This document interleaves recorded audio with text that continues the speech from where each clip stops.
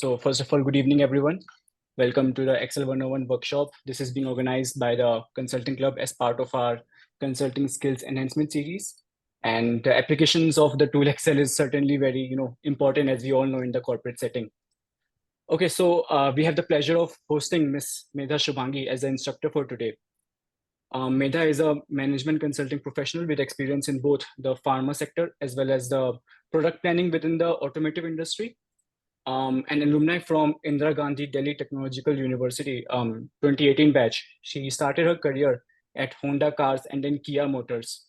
Worked there as a senior executive in the advanced product planning and R&D division.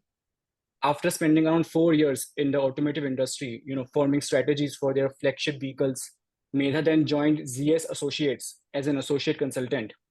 At ZS for about past 2 years, Medha has been working with eminent pharmaceutical companies like demand estimation and has been solving key business problems for them, like demand estimation, opportunity assessment in the pharma and healthcare industry. And she spends most of her time by helping out these companies by employing analytics to generate data-driven consumer insights. So, thank you once again, Medha, for joining us today, taking our time in a Saturday evening. We are all very excited to have Excel tips and tricks from an industry expert here. Thank you so much, Rajat, for the very humbling introduction. I wouldn't call myself an expert. But yeah, hi guys. My name is Medha. I think Rajat has already read my entire resume, so I don't need to go over that. But what I can tell you about Excel is I have worked in a consulting company. I'm working in a consulting company, and I've worked in the automotive sector in product planning. And no matter where you go, these days, most of your profiles or most of your jobs will require some hands-on work with Excel, right? So you are all part of the consulting club. So I'm assuming you guys are interested in going into the consulting world or just trying to get to know what it's all about. So sometimes maybe you'll be dealing with some sort of data yourself. Maybe you have an analyst. Maybe your firm uses some data visualization tools. But still, I think some part of your job will definitely require, working with Excel. And it's just imperative because it comes in very handy. It gives you autonomy over your data and you can look at things yourself on your end. So it's definitely a skill that maybe you should get to know a little bit and then work with Excel a little bit. But you don't need to be an expert because I'm not an expert on Excel. So, okay, cool. So before we start today's session, I would like to start with a question first. So let me just share my screen. Rajat, I think I can't share my screen. It says you've disabled screen sharing. Oh, let me just make you the co-host. Just give me a sec.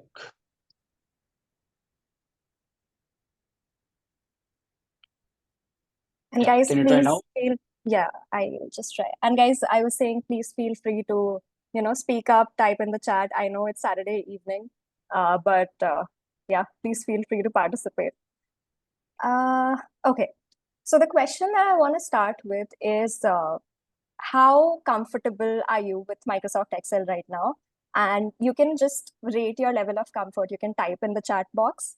Where 1 is like not very comfortable, maybe you work with it a little bit, but not super comfortable. And 7 is you worked with it extensively and you know most of the functions or formulas.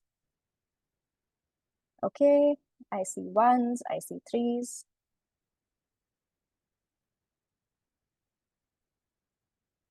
Okay, a 4.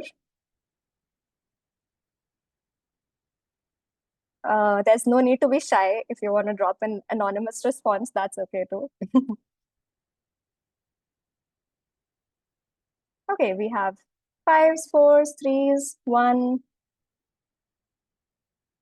I'll just give 15 more seconds for people to respond.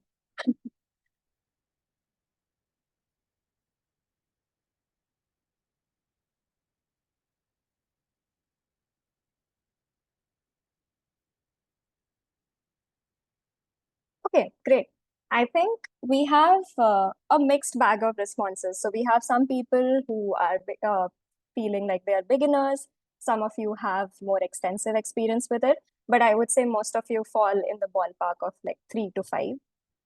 Cool. So just setting the context for this session, this entire session is just going to be a basic Excel session. So of course, by basic, I don't mean that we learn how to open a file, close a file, or take out a sum. Since most of you are on a 3 at least, so I assume you guys know that. But yeah, by basic, I mean, we'll just be covering some of the commonly used concepts that you will probably come across in your day-to-day work life in case you start working with Excel. So just a couple of things to point out here. Feel free to ask questions and participate actively throughout this session. And even if like you don't want to unmute, you can just type your question in the chat. Feel free to stop me.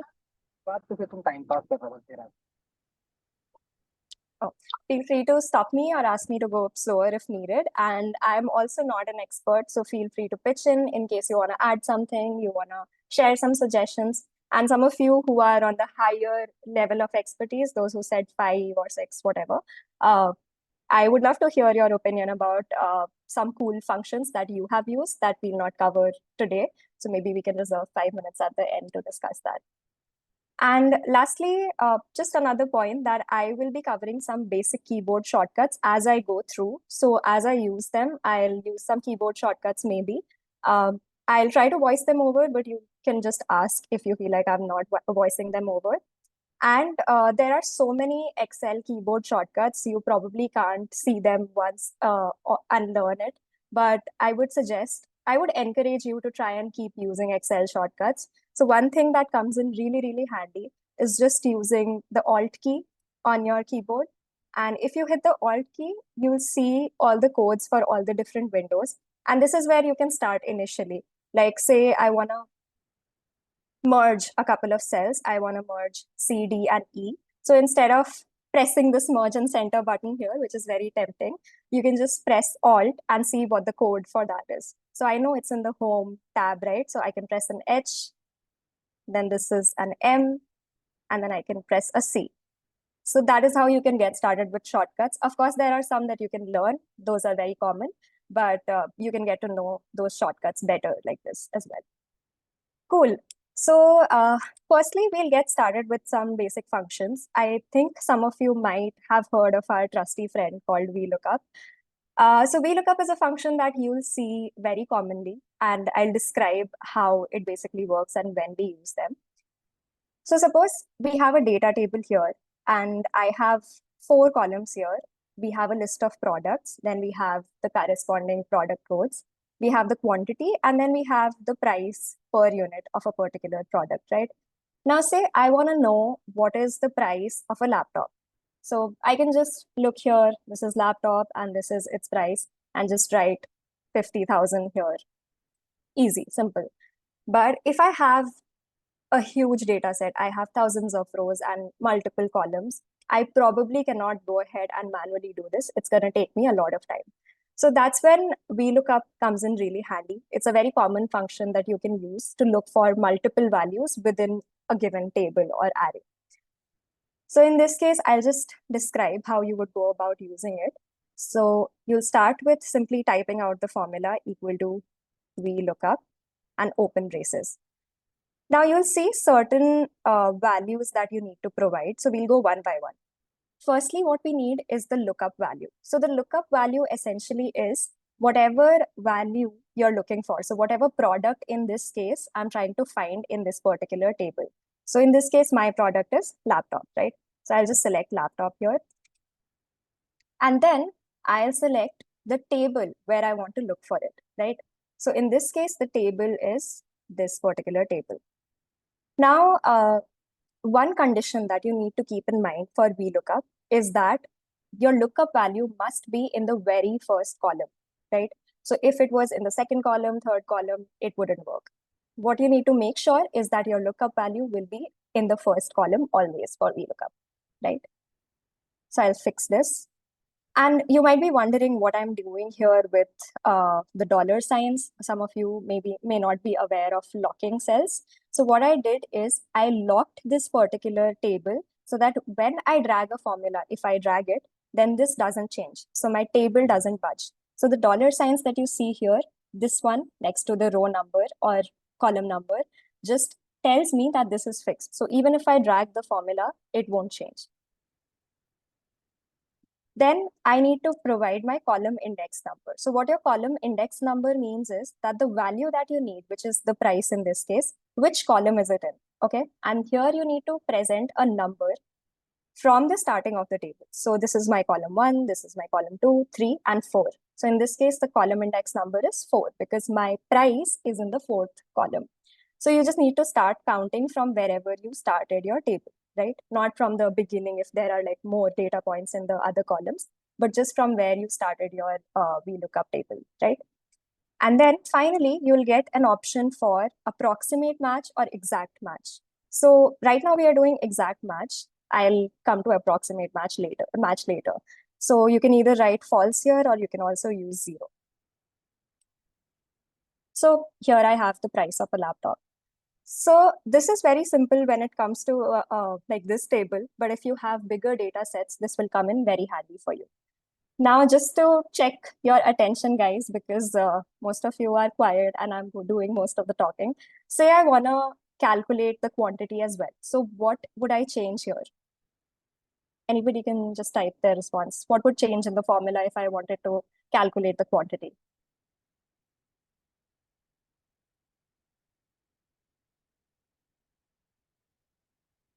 Great, perfect.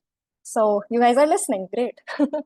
Yeah, so if I wanted to calculate the quantity, I would just simply go ahead and change the column index number to 3 because it's in the 3rd column, right? So it'll just return the quantity here. And like I said, remember the thing that I told you about locking. So I simply dragged this formula to the right side, but as you can see, neither the laptop cell has changed. It didn't become B12 because generally when you drag the formula, it would become B12. But since I locked it, it stayed the same and even the array did not change because I locked it, right? So the next thing that you can use in combination with VLOOKUP sometimes is data validation. You don't always need to use it in combination, but data validation is a tool that comes in really handy. So now here I wrote laptop manually, but what if I just want to have a drop down here and select whatever product I'm looking for? You can just have a list of products here, right? So for that, I can go into the data tab and select this little icon within data tools and select data validation, right? So right now it's set to any value. So it allows any value, any number, text, or combination, but I can set it to a list, right? And then I can just select the source as the list that I want here. So it's basically going to be this list of top products, right? Hit enter. What this will do is it'll give me a drop down with all these values. So now I don't need to type in each product. I can just quickly select it and then apply this formula and it would just present the value next to me. Because in this formula, what the lookup value that we chose was 812. So if this value changes, the rest of it will be updated, right? Now, this was exact match. Let's talk about approximate match as well. When do we use it and what's the application? Oh, I think I missed a few texts. No, it's still about that. Cool. So when you talk about approximate match, say we have a sales rep data over here where we are talking about the sales amount that a certain sales representative makes, and then what is their category or commission according to that. So if I make $2,000 of sales, my category would be okay, and I would get a commission of $40. For every 3,000, I would get 200, right? So in this case, your value is not always going to be exactly 0 or 2,000 or 3,000, right? It's possible that a sales rep would make $1,800 of sales or $1,000 of sales. So how would you calculate which category he or she should go into, or what sort of commission they should get? So in this case, say somebody has made 1,800 sales. So I would again apply my VLOOKUP, take the lookup value. Then my array will now start from here because my lookup value is now in column B. So I'll just start it here. And then I would say the column index number, which is 3 in this case. And then I would choose approximate match because it's not necessary that one of these values is going to be here. So for approximate match, you can either write 1 or you can write true and hit. So this returns a 0. Why is it giving a 0? Because obviously, if they make a sale from anywhere between $0 to $1,999, they're going to fall into this category and they're not going to get any commission. Then once they start with 2,000, say they make $2,500 worth of sales, they start getting a $40 commission, and then so on and so forth. And I also have a column of how VLOOKUP recognizes values for commission. So for the upper limit, it doesn't count. Like if you say 0 to 2,000, then it just counts up to 1,999 and it won't count 2,000 in that. So I can share this with you later and you can use this for reference if required, right? So this is how approximate match works, but in most cases, you'll mostly be using the exact match function itself. Approximate match is a little uncommon. Okay, cool. So any questions up till this point?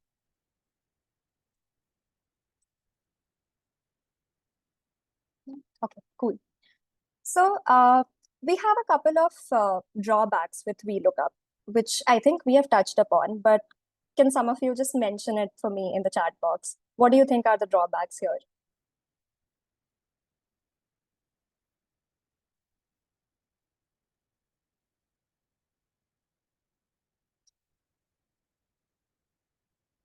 Yep, the lookup value should be in the first column. Thanks, Shashank. And Aman is also correct. Only looks up vertical. Yep. Yep. Okay, cool. So yeah, bang on with it only looks up, the lookup value needs to be in the first column. So we'll look at an alternative way to approach this. We can also use index match to look up for values. The vertical thing that your table needs to be vertical. So V is basically for vertical in VLOOKUP. We also have a similar function called HLOOKUP that works for horizontal tables. So if your products were listed in B, C, D, and then all your attributes were listed horizontally, then HLOOKUP would work almost in the same way. I don't have it here because it's very similar, so you can probably look that up.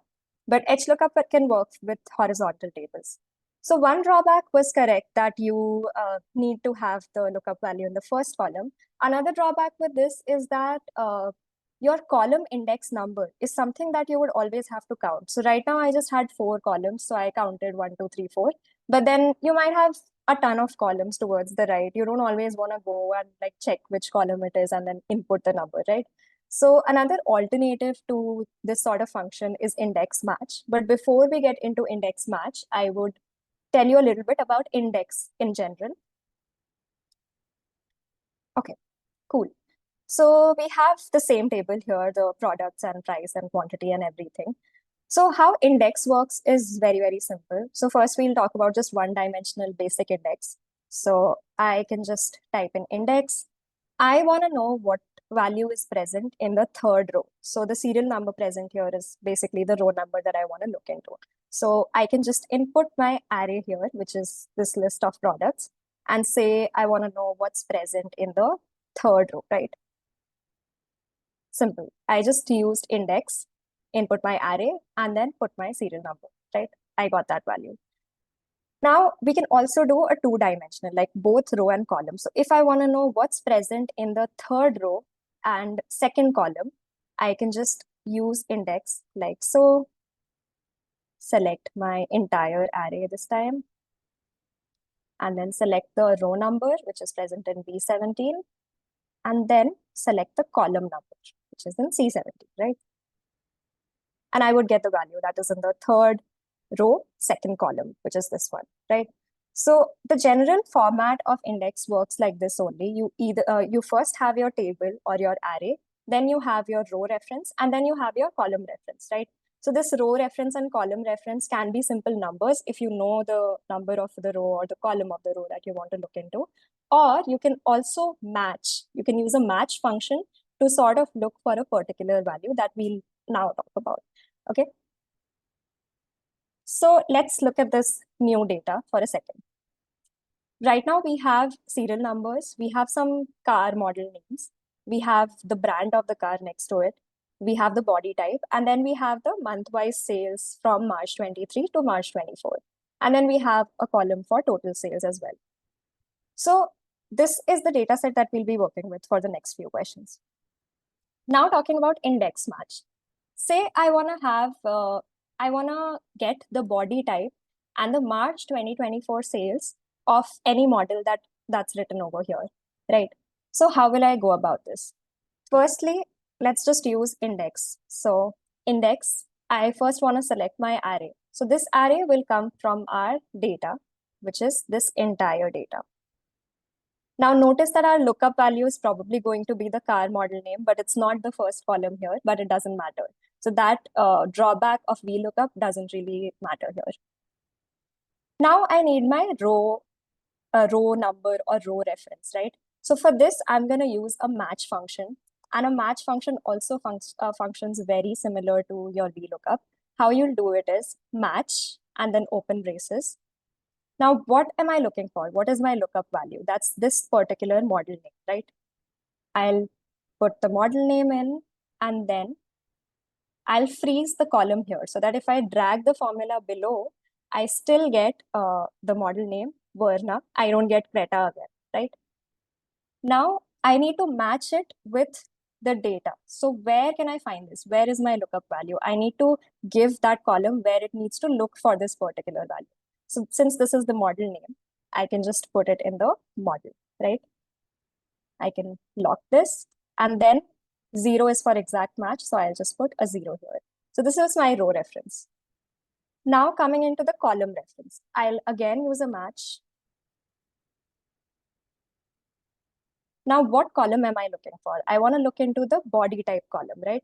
You get it because we are trying to look for the intersection of the model with the body type so that I can arrive at the body type cell, right? So for that to happen, I can match this particular cell which says body type. And notice how I've just fixed the row here so that if I drag it, the column will change. So the sales data will change, like the reference will change to March 2024 sales, but then this row will stay constant, right? Oh, sorry, I think I put, yep. So body type is your lookup value. Then where do you want to look for it? So it's present in this particular row, right? So I can select this entire row and then 0 for exact match. So it gives me the body type of Creta, which is SUV in this case, right? Similarly, if I wanted to use March 24, get March 24 data, I can drag this and I'll get the data for March 24. So this is how you can pick up values from a certain table. Notice how I didn't have to, look for the column number. I didn't have to care about the lookup value being in the first column. And it was just, I could just easily match the model name with the model name column and the body type with the body type row, wherever it is present, right? So that's how Excel is able to figure out which cell we are looking for. This is how I use index match. There are some other applications to it also, like you can provide the row reference and maybe you know the column number, so you can just put the number or vice versa, right? Okay, so just out of curiosity, for how many of you was this new versus how many of you already knew this?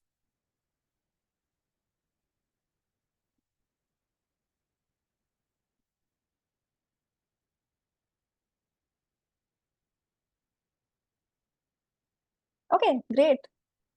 Really happy to hear. This was new to me as well 3 years ago. So yeah, so this is how I use index match. There are other ways also, but this is the most commonly used way. You'll also find some variants of this. There are some other functions that I won't be covering today because my focus is to cover multiple things. So you can look up offset match as well later, which is another way to do the same thing. I prefer index match, but you can go ahead and see what you prefer, right? Cool. So now we'll get into some simpler stuff because we just did like index match, which was a whole thing. So now we'll move to simpler stuff, countifs, and sumifs. Some of you may have already used this. This is pretty common. So let's see countif first. For countif, I want to know with my current data set, say the number of hatchbacks that are present in that list, right? So what I can do is I can simply write countif and then I need to select my range, right? So in this case, my range is just going to be wherever I have all the, oh, was it the body type? It was hatchback, right? So it's going to be column D. And then I want to know if these are hatchbacks. So I'll just select this for hatchback. So it says we have 4 hatchbacks in that data, right? Let's just quickly QC this. QC is a common jargon for quality check, which also I did not know before I got into consulting, but I think Rajat would relate with that. So yeah, so we have 4 hatchbacks in this data, correct? Now, let's do a couple more things with this. So we used a single criteria. I wanted to know how many hatchbacks were present in that data, and I found it, right? Now, what if I want to know the hatchbacks that have total sales greater than 6,000? So we have 2 criteria now. We have the body type we need to narrow down to, and then we have the total sales should be greater than 6,000. So we have 2 criteria. Now, how will we do this? Let's use a count ifs in this case. Okay.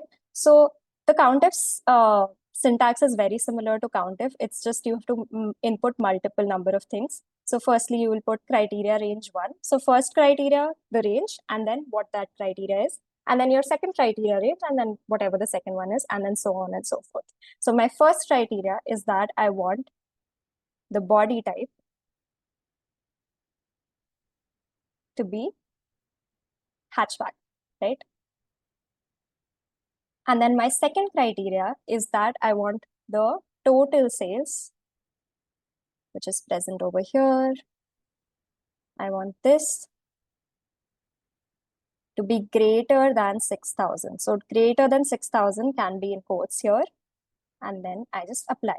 So it says that 2 hatchbacks have sales greater than 6,000. Let's just quickly go back and check if that's correct. By the way, the shortcut for applying filters is Control plus Shift plus L. So Control Shift L is a very useful shortcut that you will see will help you a lot rather than just going here and selecting filter. So let's filter out and see if that's correct. So I'll select hatchbacks here, and then I'll go to total sales. So we can see that there are 2 hatchbacks that have sales more than 6,000, right? So all good, verified. Now, very similar to COUNTIF and COUNTIFs, we also have a couple more functions like SUMIF and SUMIFs, AVERAGEIF and AVERAGEIFs. There's just one difference here, so I'll just cover one of these, and the rest kind of work in a similar fashion. So first, let's see, I want to sum the total sales if the body type is a hatchback. So I'll use just a single sum if, and then I'll go again to my ring. Yep. So I'll just use a SUMIF here. So what range do I want to sum? This is the difference, that first I want to put the range that I want to take a sum of. So in this case, the range that I want to use is this one. This is the range that I want to take a sum of. And then I put my criteria. Oh, I'm so sorry. You first put the range of your body type. So you select this, and then you select hatchback, and then you select your sum range. Hit enter. So this is the sum of total sales of all hatchbacks. Now, in case I want to put one more criteria here, so basically I want to put another criteria of sum ifs that what is the total sales of all hatchbacks from Maruti Suzuki. So similar to COUNTIFs, I'll just add one more criteria, put the range of Maruti Suzuki, and then hit enter. It'll give me the sum of all the total sales of Maruti Suzuki hatchbacks, right? I'm not going to do it, but then you can probably take reference from here only. And then in a similar fashion, you can do average ifs, average if, and average ifs as well. Cool. So now we'll move on to some more simpler functions. So this is also something that you might see very commonly, how to convert text into columns. So say I want to separate the first name and the second name in this particular list, right? So I want the first name in column B and I want the last name in column C, right?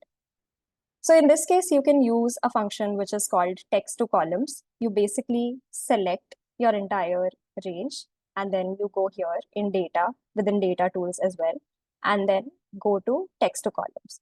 So you can do it in two ways, but we'll cover delimited, which is you can separate it by characters. So say you want to separate it with certain characters like space or ampersand, or it could be an @ or whatever. So in this case, the character that I have is space. So we'll just select delimited here and then we'll go to the delimiters. So I'll remove other and I'll just keep this as space. So in this case, space is my delimiter and I want to separate these by this. Now it also asks me for the destination. So currently the destination is A5. So if I hit enter here, it'll put the first name in A column and then it'll put the second name or last name in column B. But what I want is I want the first name in column B and the second name in column C, right? So I can just enter B5 here. And then I have all the functions, all the names separated by the space, right? Super simple, easy. And then similarly, if you want to have separate separators, like say ampersand was not in that list. So I want to separate this again. Again, it'll be delimited and I want to separate it by an ampersand. So this is not really in this list. I can just select other and then put an and here, right? So it can separate the names like this. Now, there are ways to combine this text as well. What if I want to combine two cells and like combine their text together, right? So there are two ways to do it. One is a concatenation function, which is called concat in Excel, which basically joins a list of values.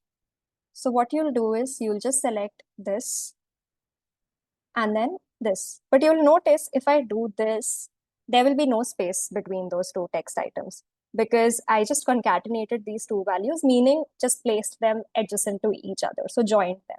So if I want a space between these values, what I can go ahead and do is I can put the space within inverted commas and then I can press enter. So now you'll see that all of the values will be joined again.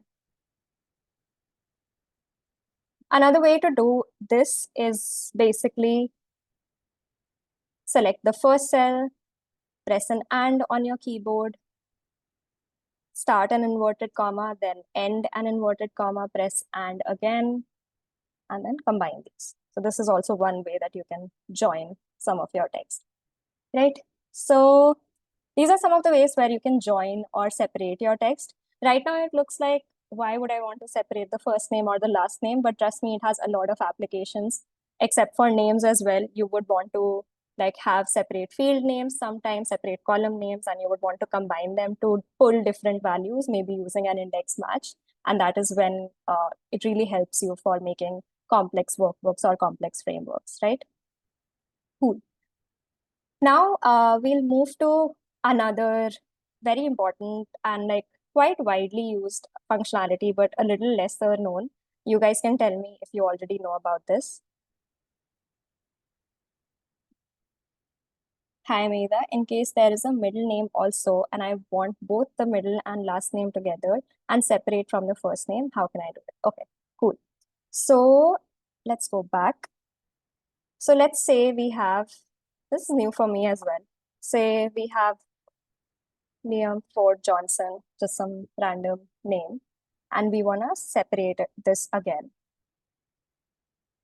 So let's go to text with columns, delimited, and then put space here. So in this case, I think the easiest way to go about this is you can either, I think you can either separate all of them and put the last two together again, but I'm not sure if a better way to do this is. Rajat, would you like to add anything if you have?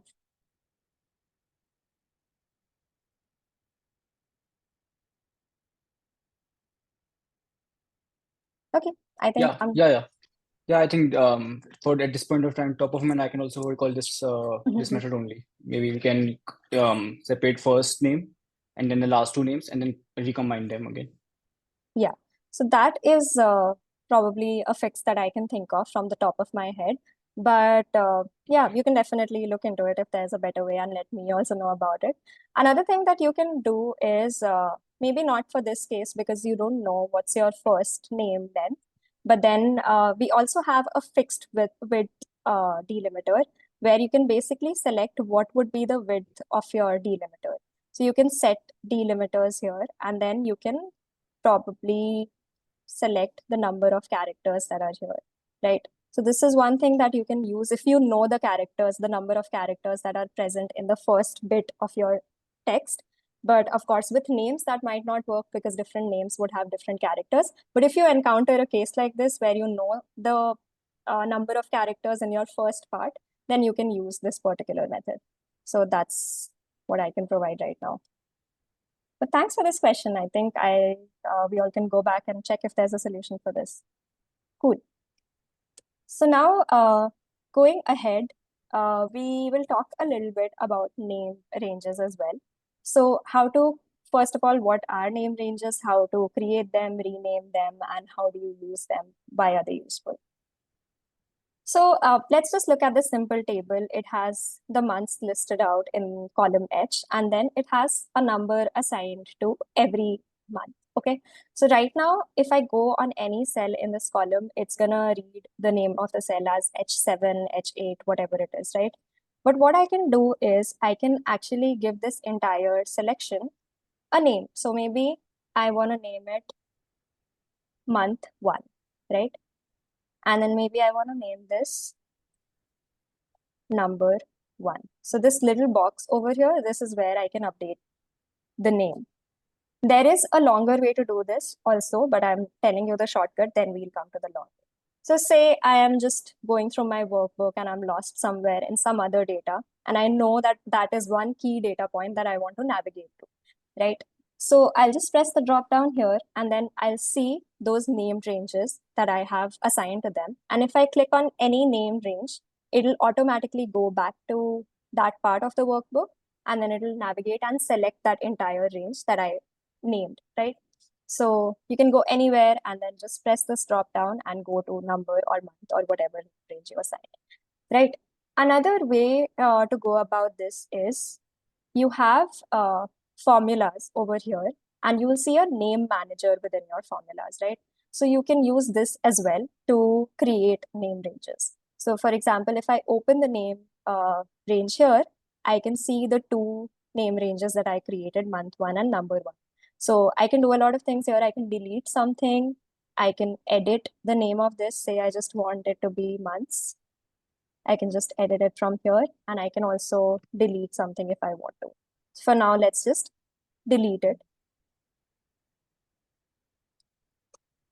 There's another way to create name ranges. Say you have your table over here and you just want to create a named range for every single column of the table, right? So what you can do in this particular case is select the entire table and hit create from selection, right? And then in this case, I want my name range to be the top row. It can also be your left column, bottom row, right column, whatever you want. Hit OK. And then if I go to name manager, I'll see the column header has been assigned as the name range, right? So cool. Okay. Name ranges sounds okay and all, but what is the actual use of it? Like, is it just to navigate from one place of the workbook to another, or is there more use to it? Does anybody have any idea about what name ranges can be used for?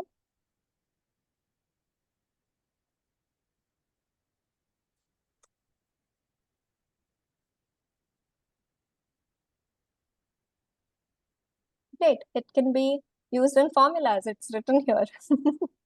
So yeah. Okay.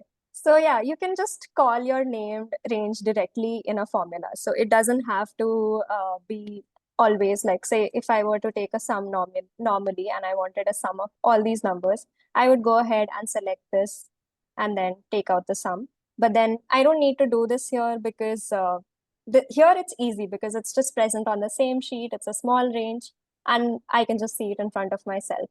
But I want to directly call this, I can just start by typing the name range. And you'll see this little table here, a 3x3 grid. And this is your named range that you assign to this. So you can just use this and you'll get the sum of all these numbers. And you can use it across in any function. You can use it for average, you can use it min, max, count, whatever sort of functions you want to do. Whatever you can do normally, you can also do using named ranges, right? So in this data, it looks very straightforward and doesn't look like it's very complex. But then when you have a lot of complex data and maybe you don't want to go back and select the range or the entire column each time, you can just use the first column of that data, first row of that data that has all the headers and assign it a name range and then just use it wherever you want, right? Okay, so now let's talk a little bit about formatting because while workbooks do have a lot of numbers, sometimes we want them to look a little prettier so that we can read them, right? So formatting as it is not very complex. So we are talking about conditional formatting. Formatting is very basic, whatever you do, however you do it in Word or PowerPoint, you can bold things, you can color cells different ways and stuff like that. So formatting is pretty straightforward. One thing that we can talk about, however, is Format Painter. So while we are on formatting, suppose this particular cell has a different color and I want to apply the same formatting to multiple different cells, right? So say I want to select Format Painter from here and then apply it here, right? So this is one easy way how you can just apply your formatting everywhere. Sometimes also like you would want to, like here it's a range, so you can probably select it together. But sometimes you want to use your painter multiple times. So what it usually does is it colors or applies the formatting to one cell and then it'll just disappear. So if you want to apply it at multiple places, what you can do it, just double click on this and then you'll see that this little painter won't go away until whenever you want, basically. You can just press an escape whenever you want it to go away. Cool. So this is about formatting. Now let's talk about conditional formatting. So sometimes you might want your data to be more readable. Like your data that you use for calculation or computation might not matter if it's formatted or not. But sometimes when you are sharing an Excel directly for some presentation or sharing it with a stakeholder, or even for your reference, if you're checking whether things are right or wrong, you might want to assign some sort of conditional formatting to them. So let's talk a little bit about how we can do that. So there are two types of conditional formatting applied here in the sample. So the first one is pretty simple.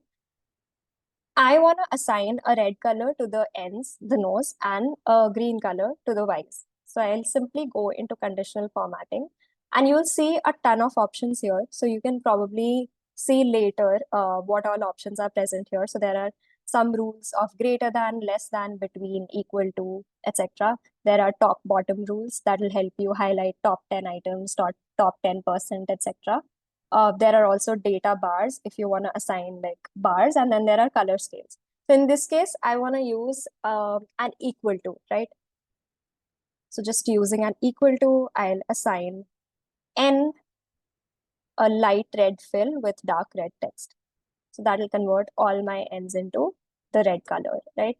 And then I'll go ahead and apply a green for the Y's. So there are like a couple of options that you'll see here: light red, yellow fill, green fill, light red fill, etc. And then there's custom format also. If nothing works out for you and you want to select something yourself, you can go into that as well. So that's about highlight cell rules and just equal to values. And then for this rating scale, there was like a color gradient over here that goes from green to red for all the magnitudes based on the magnitudes. So again, you can go into color scales and choose whichever one works for you, right? This looks fine to me. So this is how you can basically format some of your data and for it to maybe look more readable, for it to look prettier or whatever. So moving forward, I think we have already covered filters, but I'll still talk about this a little bit for those of you who are new to Excel. So applying filters is very, very easy. You can just select your entire array wherever you want to apply it, and then press Control Shift L on your keyboard, right? So the Control Shift L will basically help you filter out any sort of value. So say I want to filter out all the products where the sales is greater than 1,000, right? So I can just go ahead and filter out all those values for myself. Select that manually and then go ahead and filter it, right? And then you can also filter out maybe if you want to see just what sort of sales are looking like in the product vanilla, and you can see how it looks, right? So this is how you can apply filters. And this is especially useful when you're just looking through a workbook yourself, you're just navigating and you want to just look at the data in its entirety. And I'm sure most of you have already used filters, right? Okay. Now, I pretty much have some shortcuts to discuss, but I would like to open the floor for any sort of questions that you may have at this point.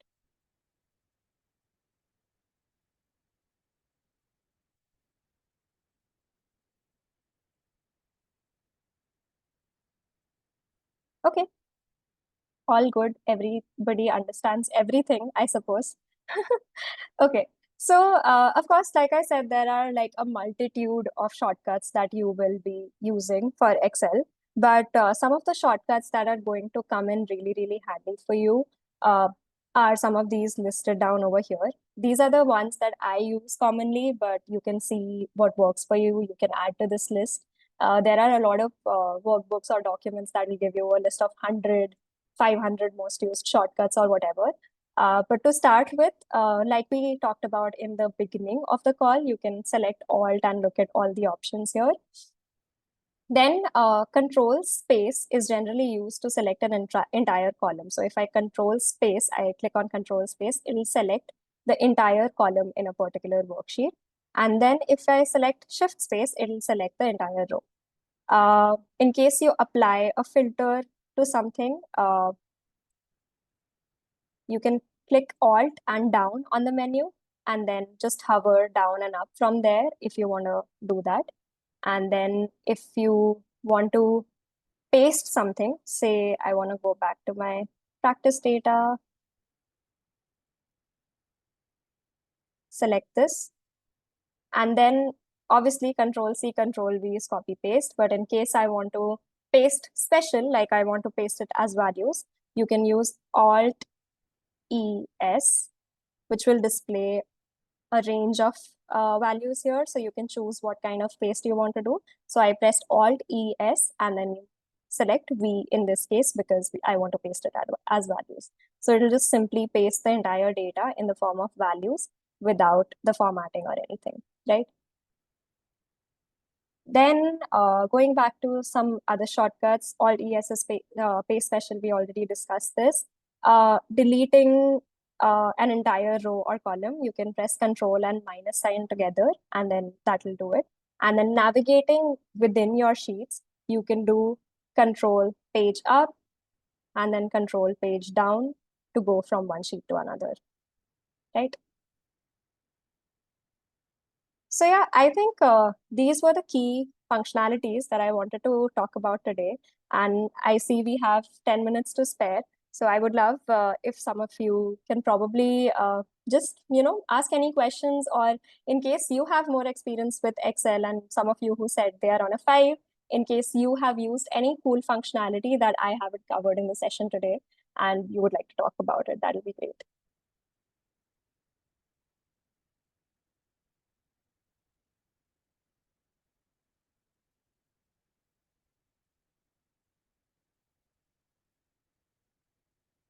Okay, nobody has used any cool thing in Excel. Okay, cool. I think then that's about it. Thank you so much for having me. I hope you guys learned something new, maybe one or two new things today. And it was really fun having this session with you all. Thank you so much for doing this on a Saturday.